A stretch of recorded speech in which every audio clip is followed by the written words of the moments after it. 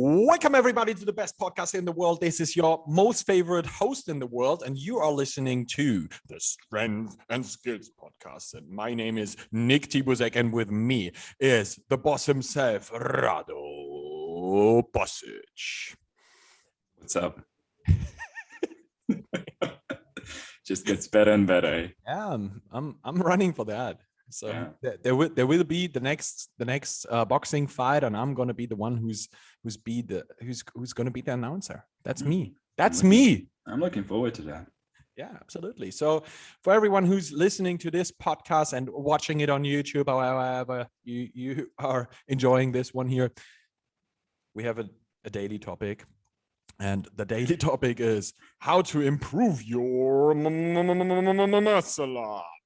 As we That was so good, man. Rado forced me to do that. It's good. It's good.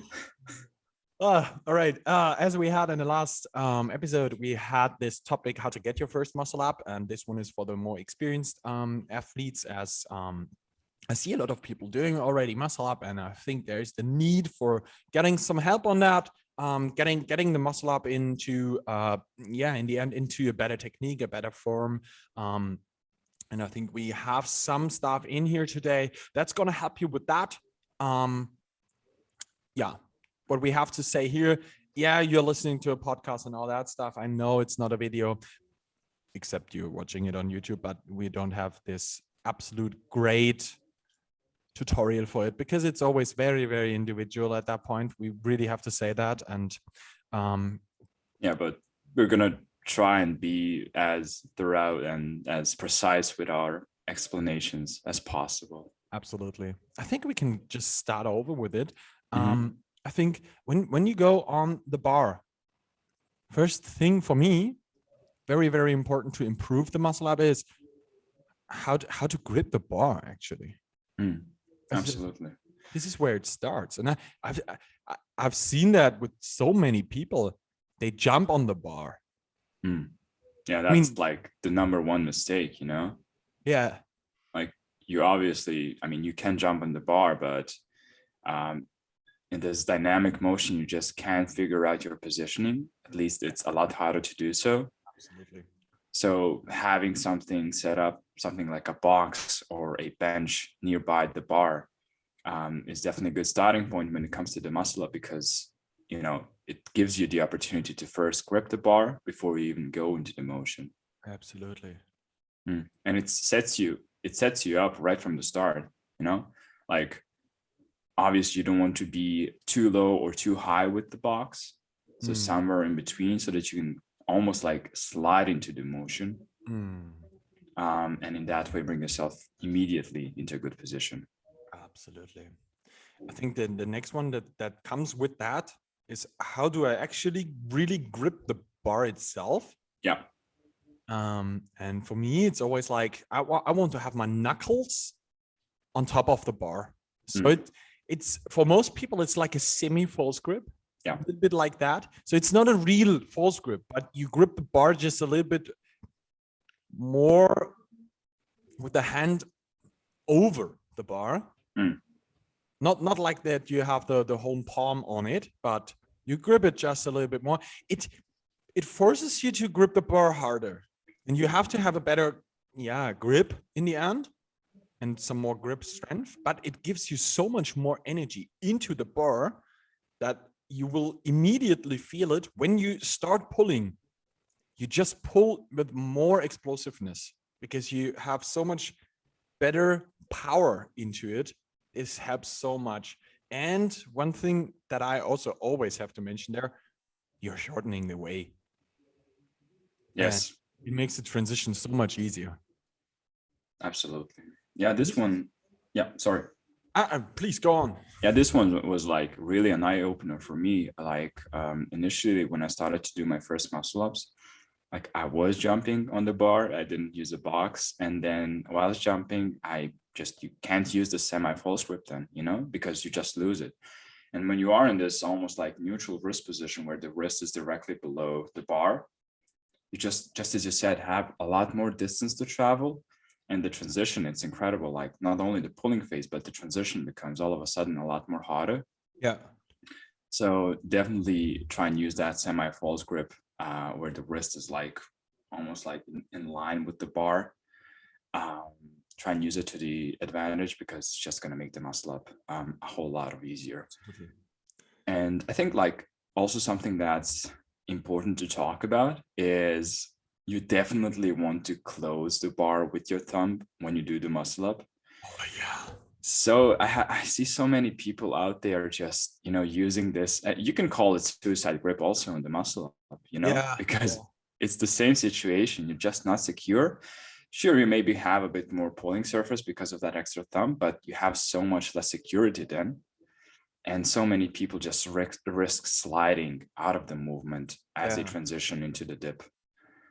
So yeah, just please close the thumb. It's going to be more efficient and more safe for you. I always tell the people, grip it like you would grip your sword in a fight. Yes, that's exactly. That's the thing. You wouldn't grip it without the thumb. Because you're gonna lose it with the first strike. That's it. You're done. I think why this is also so important. If you don't do it, you just can't do the semi force grip. No. Or at least like it's incredibly hard to do so. Yeah. You will slip out of it usually. You will slip out. Absolutely. Especially when you use an extra weight on the weighted muscle up. It's just not possible. All right. I think the next one that is coming up with that now is how wide should I grip? And now we didn't even pull yet. We're just talking about the grip now. So how wide should I grip? And I think that's a very important one and a very interesting one, because you have some people who grip really, really wide and some people who grip very, very narrow. How do you see that? How do you view that with the grip width? Yeah, I always like to say like the truth lies somewhere in between. And as soon as you go to the extremes, you lose some benefits out of the movement, Sure, maybe if you grab wider, you kind of reduce some of that path that you have to pull because it's a shorter distance. But then again, you can't really use your musculature quite effectively to get around the bar and actually do the muscle up, as this puts your lats in not of a quite advantageous position to be in. And also going to the other extreme, like too narrow, you just risk the transition phase being incredibly hard to cope with, simply because you're in this extreme tucked position, and mobility then could be an interfering factor that will limit you later on, especially when you go to higher intensities. So I think for most people, for the start, just going somewhere around shoulder width apart and testing that out and see how it works for them.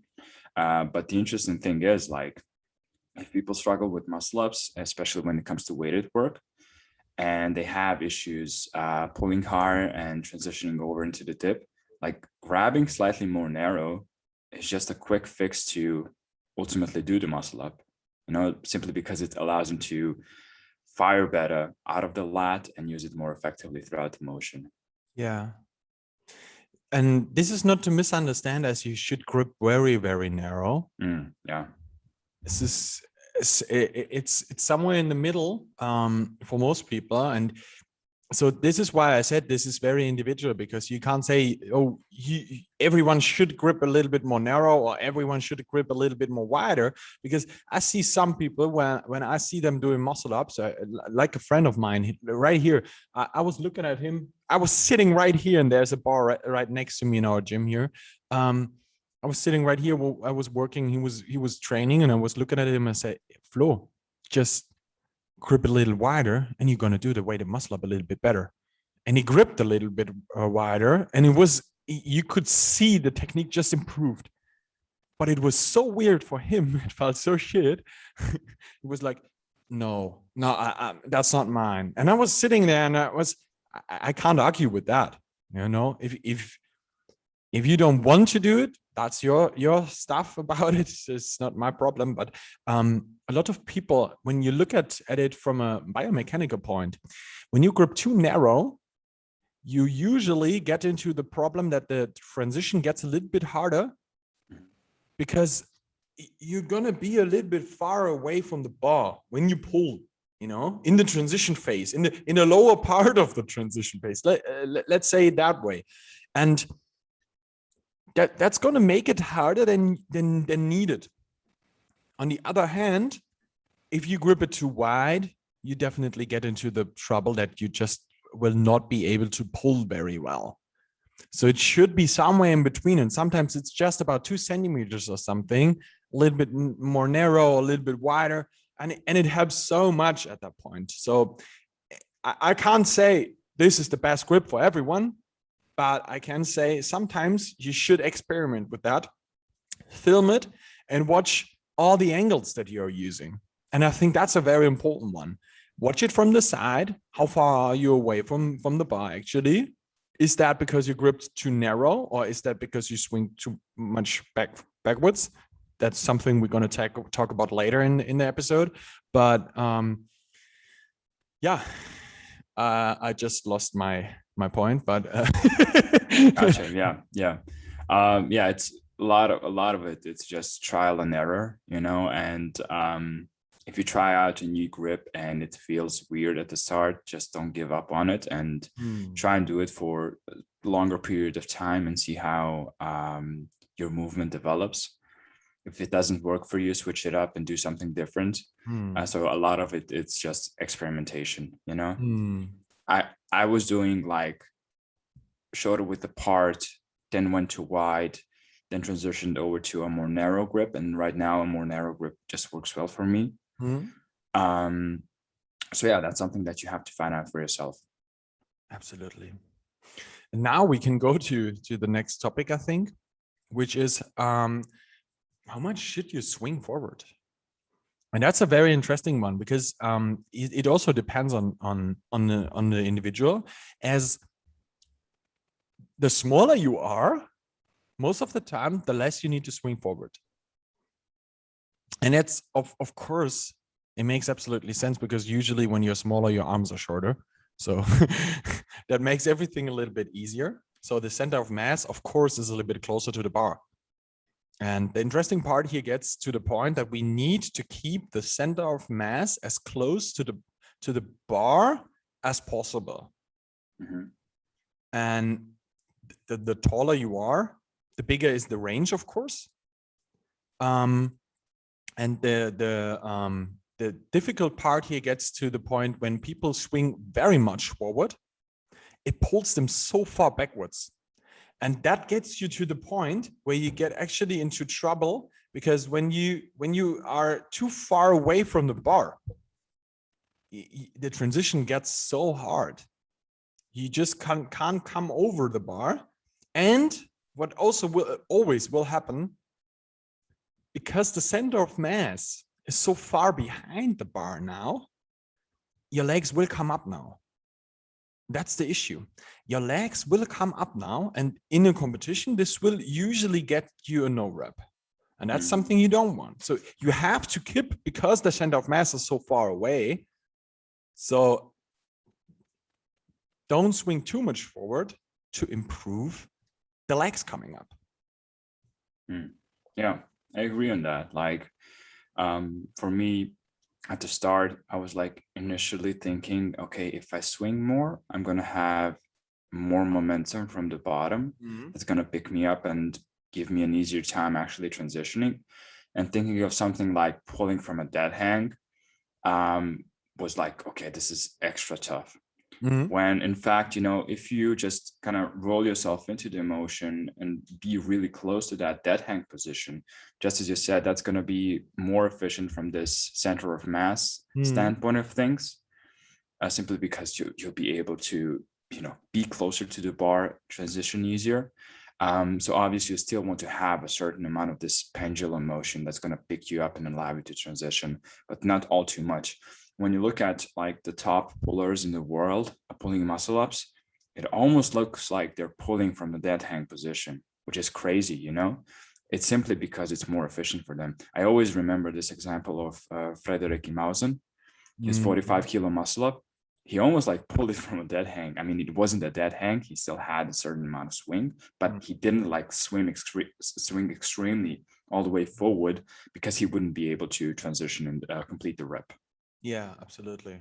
And this is, you always need to keep in mind, you want to have a little bit like a Z shape, but it's not completely a Z shape. So it's a little bit more with the more vertical, just straight up, and then turning it into the Z. You have other very top pullers in the world who could be so much better if they would improve that. As an example, yeah, Pere Coll from Spain. If he would improve his swinging and pulling a little closer to the bar, his legs wouldn't come up that much. And we would even be able to pull a lot better at that point and a lot more weight. And he's already one of the best pullers in the world. So that's some stuff.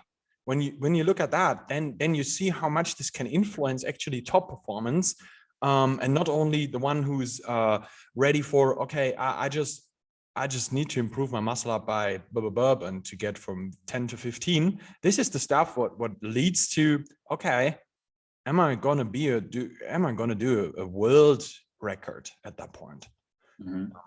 I think this is so important to get all these little details done, because it's always the small stuff like that yeah, keeps you holding back from really getting to your top performance. And this is where we want to lead you with this one here. Absolutely. So I think what's also very important that comes with the swing is the timing. When do you pull actually? And this is getting also so very interesting, because we just talked about how the legs come up because you are so far away from the bar. And there's another thing that also comes exactly with this. And this is when you didn't hit the timing and pulled too early, your legs always come up. Because then you start with a, yeah, you're like leaned a little bit more into it. And it starts to be a little bit more horizontal pull and not a vertical pull. And that leads always up to the legs coming up, you pulling a little bit far away from the bar. And so it always goes hand in hand with each other.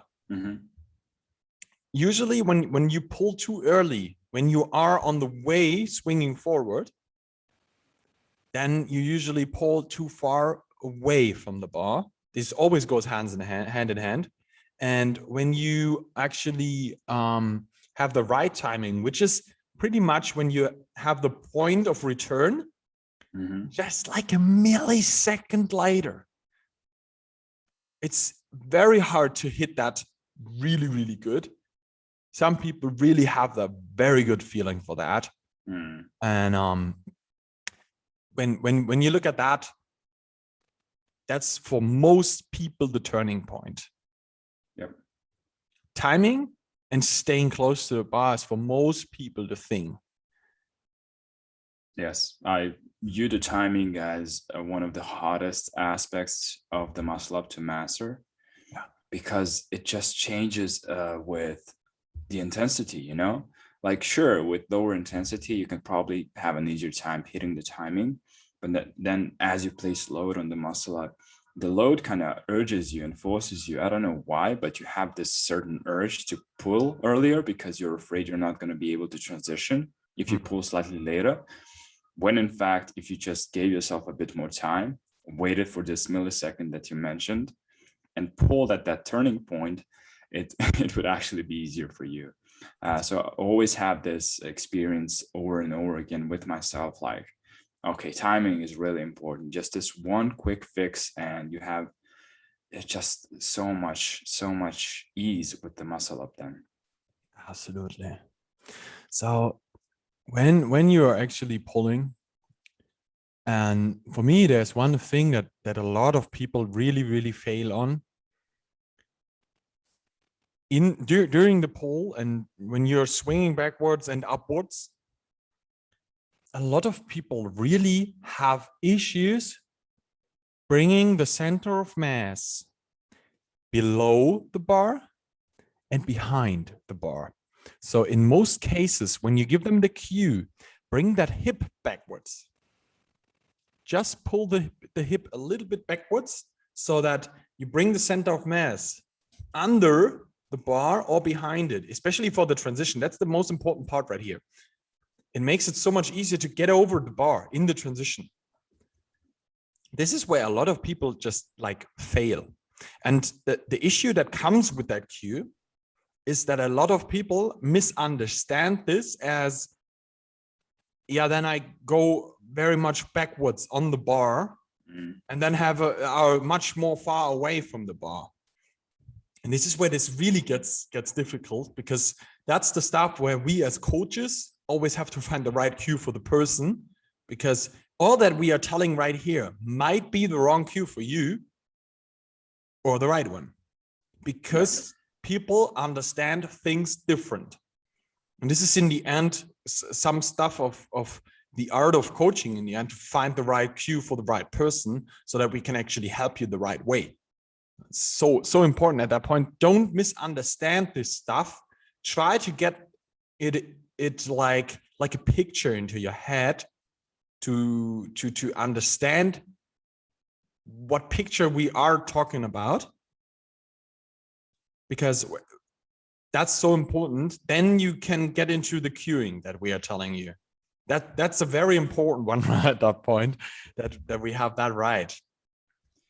Yeah, I think like with cueing, especially when you mentioned like bringing that hip back, I think like people imagine the motion immediately and they go to the extreme with that, instead of, just like, okay, just this slight motion of the hips going back, not overdoing it. Just keeping in mind that with cues, it's just this internal motion that should happen in the body, nothing that should be externally all too extreme, just to a little extent. And I think then, when you do these cues and apply them to just this little extent, you just have an easier time and actually more benefits out of the cue. Absolutely. So now that we have all these points, I think we're coming up. We had the grip, we swinged forward. Now we know how to swing up, or to pull up and swing up and use both. Now it comes to something that is always something that is an issue in the transition itself. And this is flaring out with the elbows. I'm not even talking about the chicken muscle up, because the chicken muscle up is mostly, as we said in the previous episode, mostly about explosiveness. But where we really get an issue is the internal rotation of some people. So people flare out with the elbows very, very wide. And this can be something that you can use very, very well. And if you're strong and your rotator cuff is amazingly good, then you can actually work with that very well. As an example, when you look at the muscle up of Ranjit Bachu, he has an extremely crazy internal rotation at that point, and he uses that exactly the right way. I would say he is one of the best muscle ups in the world technically, and this is completely crazy. So go to his Instagram and check out how he's doing muscle ups, and this is completely crazy at that point. This is not a technique everybody can use. As an example, this is pretty interesting because I have been on a workshop like I don't know, like 7 years ago or something. We had Lee Turner and Ranjit at our place, and they were talking about exactly this thing, because Lee, as an example, has a muscle up technique where he sticks very close to the body with the elbows, and Ranjit very much turns out. And the very important part right here, Ranjit is very, very mobile in the shoulders, and he's overall very, very mobile, and Lee not. Then this is where this gets. This is not about flexibility. This is about mobility. So being able to stabilize your shoulders in these angles can help you a lot with that, but it's not something that I would recommend for everyone. because it's really getting difficult. A lot of people can get very, very fast injured in this scenario. So we got to have a look at that. So the internal rotation at that point can be something that you can use for yourself, but you really have to watch out. And most of the time, this is trying to catch yourself up at that point because you didn't come over the bar far enough. So in the end, this is something you can use for yourself because you can work against it, that you fall back, or you really focus on bringing the hip back. So this is why I was talking about that, which leads to your upper body coming a little bit more far about the bar, over the bar. So then you're leaned a little bit more forward, which can lead to, okay, I can keep my elbows closer to my body. And this actually will help you to not fucking up your shoulders there. Because most of the time with this internal rotation also comes this elevation of the scapula and all that stuff. So you're really losing your stability right here. And this is something why all of these points always come together.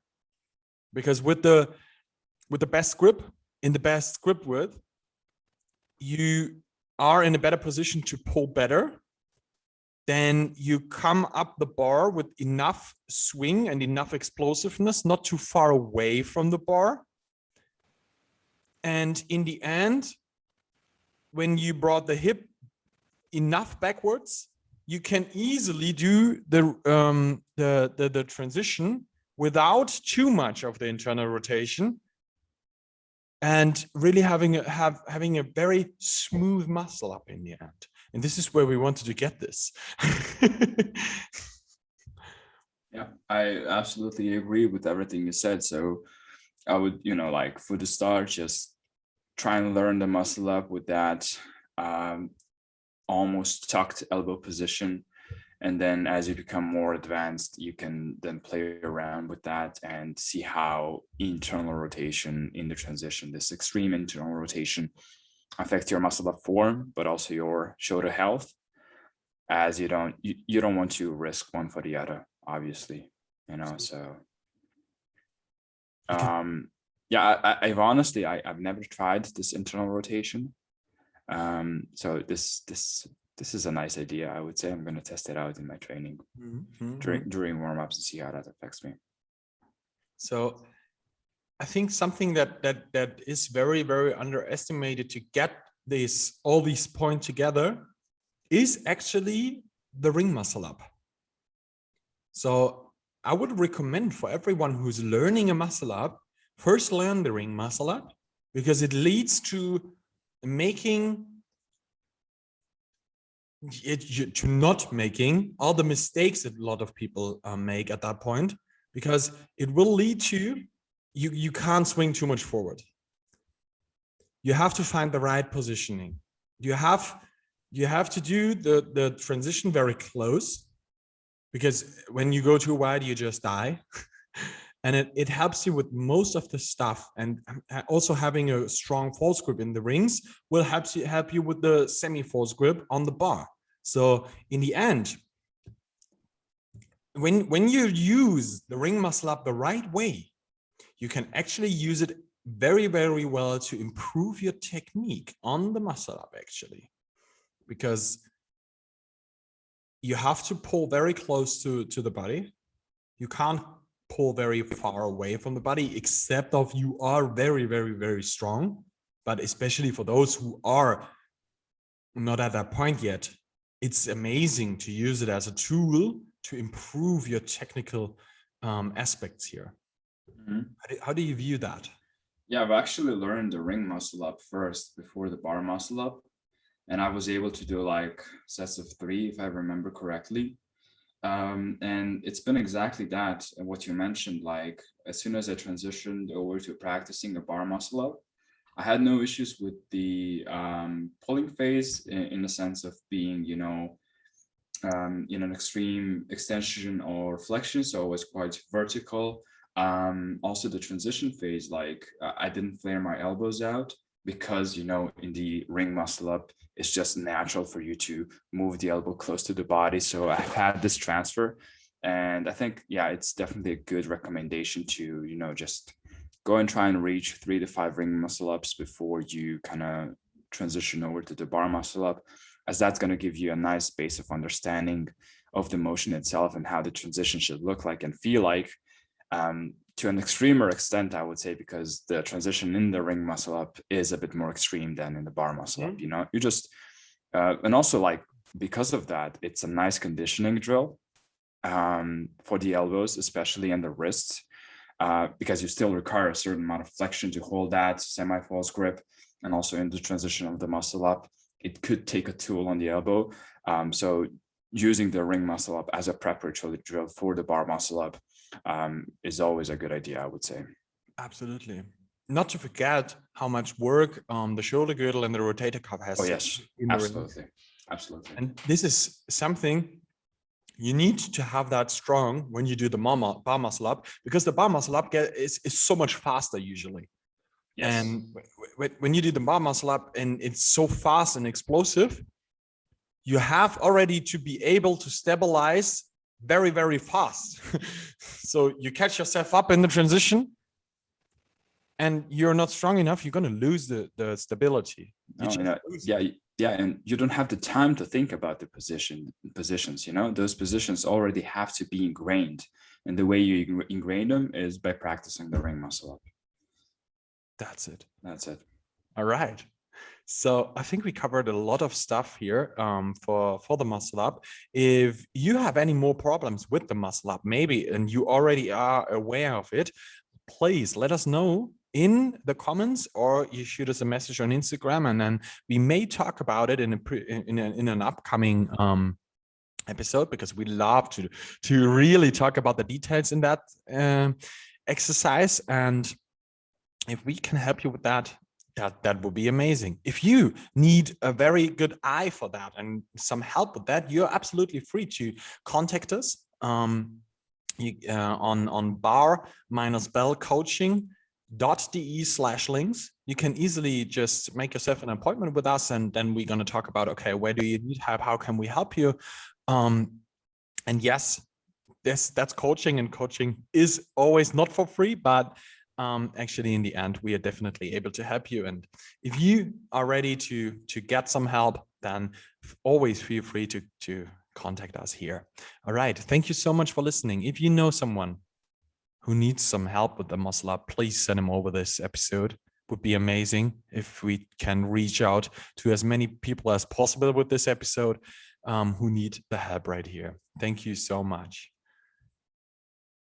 And have a good one.